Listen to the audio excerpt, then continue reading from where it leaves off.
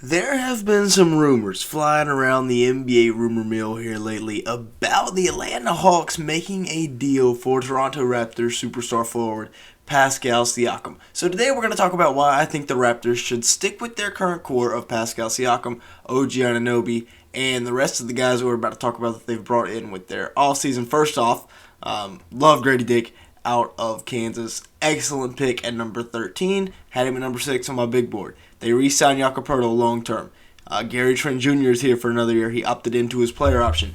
Dennis Schroeder and Jalen McDaniels are both exceptional free agent signings for this Raptors team, for their system. So we're here today to talk about why I think the Raptors should stick it out with this team. Maybe they didn't get that much better this offseason, but I think it was a good stepping stone in the right direction. Now let's take a look here. 97% of the people that watch these videos are not subscribed, so if that's one of you, make sure to hit the like button, hit the subscribe button, turn on the post notifications, leave me a comment down below. Everything that I just mentioned will help us out in the YouTube algorithm. Now, with that being said, let's go ahead and get started looking at the great moves that they made so far this offseason, and it starts with Grady Dick, the number 13 overall pick in the class, the best shooter in the draft, and like I said, I love this pick here. Averaged 14 points per game, 5 rebounds last year at Kansas. But he's more than just a pure scorer. He provides defensive upside because he's 6'9", 6'8", something like that, and can really... Grady Dick, 6'9". 44% from the field, 40% from 3, 86% from the free throw line. Just an elite shooter. Everything about that screams elite shooter. I guess he's technically listed at 6'8". It'd be cooler if he was listed at 6'9". But... yeah, Grady Dick, much more than, like I said, a spot-up shooter. He can score from all three levels. He really showcased us that in the Summer League. Hey, let's overreact to the Summer League a little bit. But Grady Dick, I think, is going to be a very good piece for them next year, immediately contributing. Now, they also add in a couple of great defenders with Dennis Schroeder and Jalen McDaniels. We'll talk about Dennis Schroeder first. Last year, he averaged 12.6 points, 4.5 assists, and 2.5 rebounds for the Los Angeles Lakers, again, a team that made it to the Western Conference Finals, where they were swept promptly by Nikola Jokic, the Horseman, and his Denver Nuggets. 42% from the field, 33% from 3, and 1 steal for Dennis Schroeder this season. So he provides, he's a nice guard to have, good defense on the ball, nice point of attack defender. So he's a nice solid piece to have, and I think he fits in very well. Would you rather pay Dennis Schroeder 2 years, $26 million, or Fred VanVleet 3 years, $130 million, while you have the number 4 overall pick sitting on the bench? Don't know what Houston's doing, but Dennis the Menace is north of the border. Now, Jalen McDaniels, I think, is a guy that is still raw and can still be developed. 10.6 points, 4.8 rebounds, 2 assists. Still wish the Hornets would have kept him. I mean, he's a great NBA role player in this day and age because, for what we're about to talk about, I mean, he shoots the 3 ball at a 40% clip and he scores it at a 50% clip with about 1.2 steals per game. Another guy that's about 6'9", 6'10", with a really, really good wingspan, really good defender. Again, 6'9". So they bring in the 6'9" Jalen McDaniels, 6'8" Grady Dick.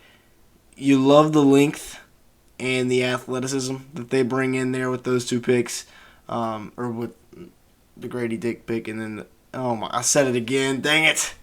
All right, we're gonna go ahead and move on here to the re-signings, where Jakob Poeltl, 4 years, $80 million. Long term, they got their guy, and he's going to be here for a while. 13 points a game, 9 rebounds, 2.2 assists, solid center down in the paint. Those big guys coming to premium nowadays. There's not that many of them that are 7 foot with ball skills. So you got to pay up for them. 1.2 steals, 1.3 blocks, 65% from the field. When you think of Jakob Poeltl, you don't exactly scream rim protector, but 1.3 blocks is definitely serviceable. Jakob Poeltl will be, in my opinion, the starting center here for the next 4 years at least. They draft him, and then they trade him, and then they trade back for him, and then they re-sign him. A lot of history here going on between Jakob Poeltl and the Raptors. And then Gary Trent Jr. Opts into his $18 million player option. Probably a smart idea. Don't know if he could have gotten $18 million on the open market. Probably could have gotten close for sure. And we're talking about a guy that averaged 17.5 points, 2.6 rebounds, 1.6 assists, and he was a very good defender. Offensively, he really just scores the ball, doesn't do too much else. in terms of like setting up teammates or anything. But 43% from the field, 35% from three, and 1.6 steals per game. Very solid, like we said, very solid defender. One of the more underrated defenders in the NBA, I'd say. But at 25 years old, I think he's going to be a Raptor for a good while. Well, I mean, like I said, I don't think they should blow this team up. They got lots of young talent. Siakam at 27, OG at 25, Scotty Barnes going into his third year. Lots of young talent here. Gary Trent Jr., 25.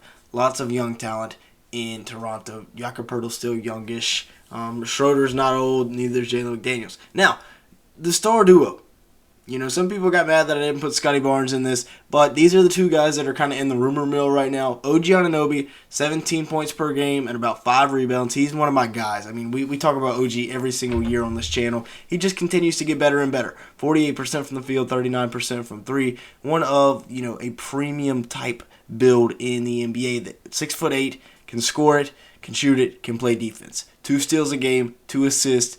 Everybody wants a little bit of OG. I believe the Grizzlies even offered like 4 first-round picks for OG at the deadline. Maybe that was for McCall Bridges. But either way, I mean, you can see how valuable that build is in the modern NBA. And then Pascal, 24 points and about 8 rebounds a game. He was a stud last year after coming back from injury. 48% from the field, 33% from three. Really like what Pascal is doing in Toronto. Both sides of the ball as well. 5.8 assists, 28 years old.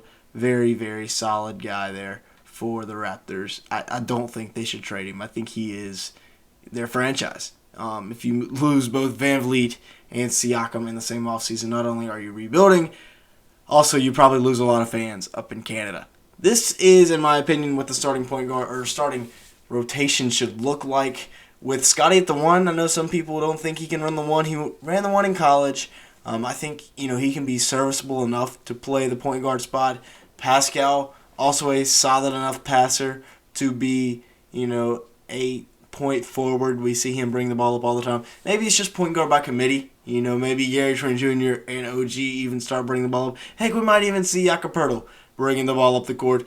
But Raptors fans or just NBA fans in general, you can chip in your 2 cents down below. Would you rather have Scotty Barnes running the point?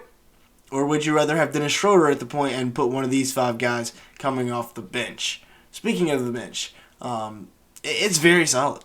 I love this bench unit. This Raptors team is very deep. I like this team. This is a team that should be a top 6 team in the Eastern Conference, in my opinion. Very solid bench. You've got defense with Schroeder, with McDaniels, with Achua, even with Boucher. Very, very good defenders. And then you also have a two really, really good shooters with Grady Dick, Jalen McDaniels. Schroeder can be the facilitator. They don't really have that true scorer, that go-to option, so maybe, that's what I'm saying, maybe you can bring like a Gary Trent Jr. in off the bench and be a knockdown shooter, but then you don't have a backup point guard really either. We'll see how they do it. Of course, a new coach up in Toronto as well. Nick Nurse got the boot, so we'll see what happens. But like I said, this is a Toronto team. I don't think they need to rebuild. They don't need to trade Pascal. Pascal's the type of guy that only comes around once in a while in the draft, especially where they got him at. You don't find that at 27 in the NBA anymore.